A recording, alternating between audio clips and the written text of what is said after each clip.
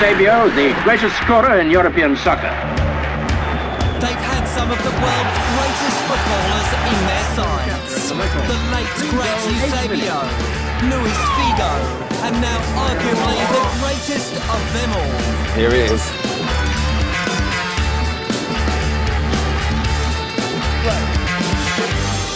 The 2008 and 2013 Ballon d'Or winner Cristiano Ronaldo is Portugal's silk pedigree player. But history shows that having a champion can't prevent the navigators from losing their way in international waters.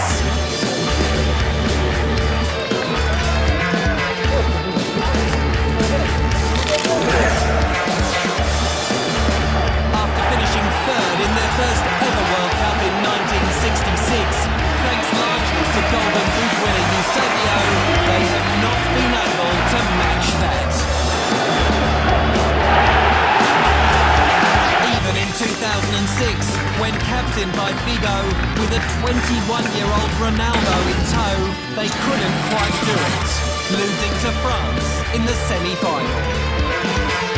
Only one other time have they progressed beyond the group stage, and 7 times they have failed to qualify at all. It's through this Portugal have become known as the great underachievers of European football.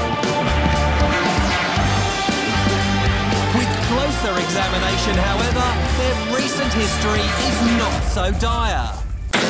At Euro 2008, Championship runners-up Germany mustered a 3-2 win over them in the quarter-finals. While at both the 2010 World Cup and Euro 2012, it took eventual champions Spain to dispatch them.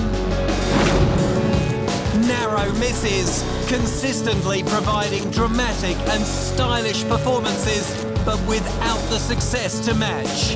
The plague of Portugal's footballing history.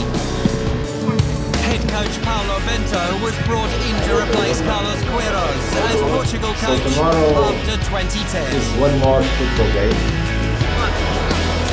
And though he wasn't the most experienced man on the block, Bento has fostered a side that can compete defensively in support of Portugal's vast array of attacking talent.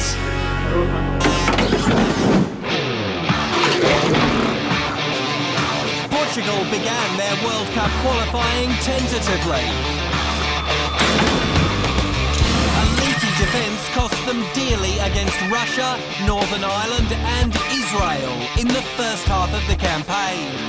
But a strong finish to 2013 showed the Portuguese fighting spirit.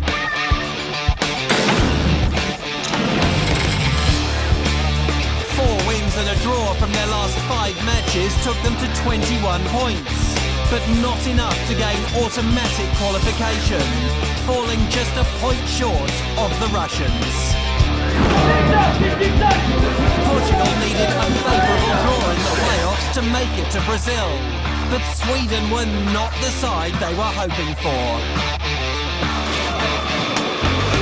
With 2 of the best players in the world featuring, the match was billed as Ibrahimovic versus Ronaldo, and the 2 didn't disappoint. Ronaldo was able to edge the Portuguese ahead at home in the first leg. But though he gave them the lead again in the second, Ibrahimovic bagged a double within 4 minutes, forcing Ronaldo to answer back, completing an emphatic hat-trick to ensure Portugal headed to Brazil. Ronaldo defeating Ibrahimovic on aggregate 4 goals to 2. The Portuguese tend to never make qualifying easy, but they have a lot of work to do if they wish to improve on past performances in Brazil.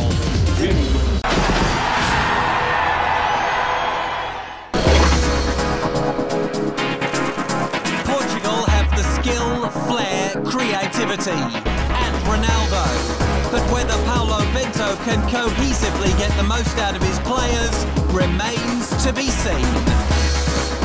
Let's have a look at the navigator's journey.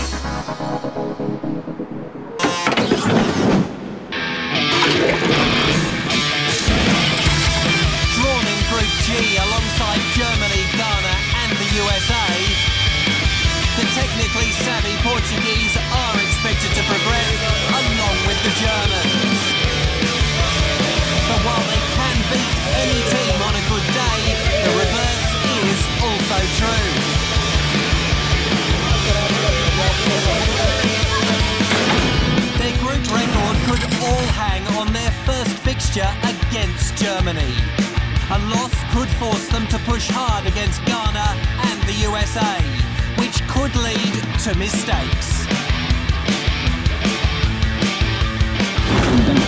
But if they manage victory over the Germans, the navigators might just be instilled with enough belief and may fancy breaking their record of a third-place finish.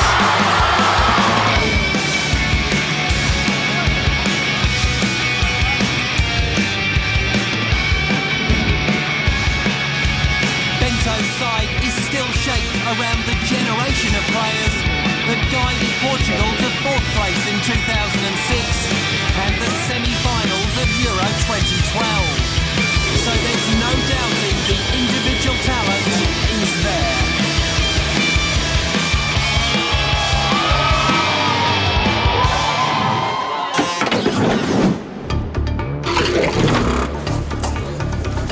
Despite Bento's history for defensively solid units, Portugal can be surprisingly vulnerable at the back, given their pedigrees. Fullbacks João Pereira and Fabio Contrao love pumping forward and supporting the attacks, but are too often caught out of position. And in the centre, Real Madrid's Pepe and Fenerbahce's Bruno Alves are a fiery and intense duo. Strong defensively, but far too prone to misdemeanours that can leave their side at a disadvantage.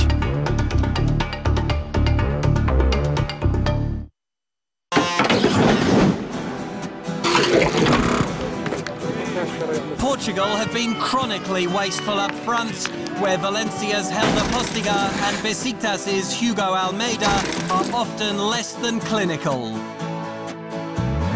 But luckily, in behind the number 9, Bento is spoiled for riches. Manchester United's Nani has the ability to light up the competition. But there's no doubting Cristiano Ronaldo is the main man. He has sometimes underperformed in big tournaments in the past, scoring only once at Euro 2008 and the World Cups in Germany and South Africa. But he upped his game in Euro 2012, scoring 3 times.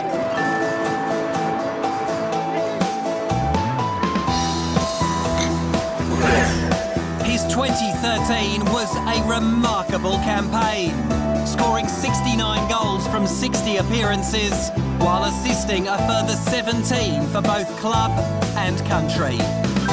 In a year that saw the passing of the legend Eusebio, just days before Ronaldo accepted his 2nd Ballon d'Or award, CR7 will be keen to take on the mantle left by Portugal's favourite son.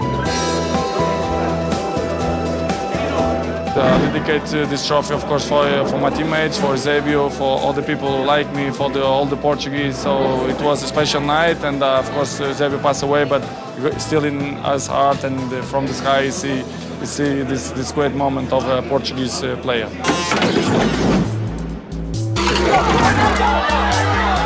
Despite the perception that Ronaldo is the side's only threat, the reality is Portugal contains an array of talents.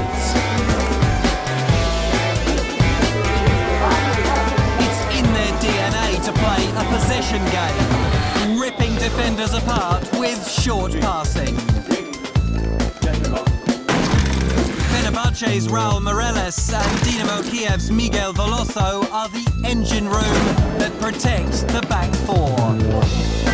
But when it comes to dictating play, few are better than midfield dynamo João Moutinho.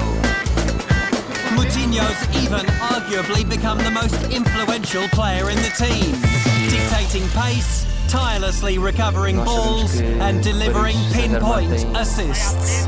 He's the reason why the Navigators are not a one-man band. The little playmaker is as fundamental to Portugal's progression as the tricks dummies and clinical finishing of the world's reigning #1 player, Cristiano Ronaldo.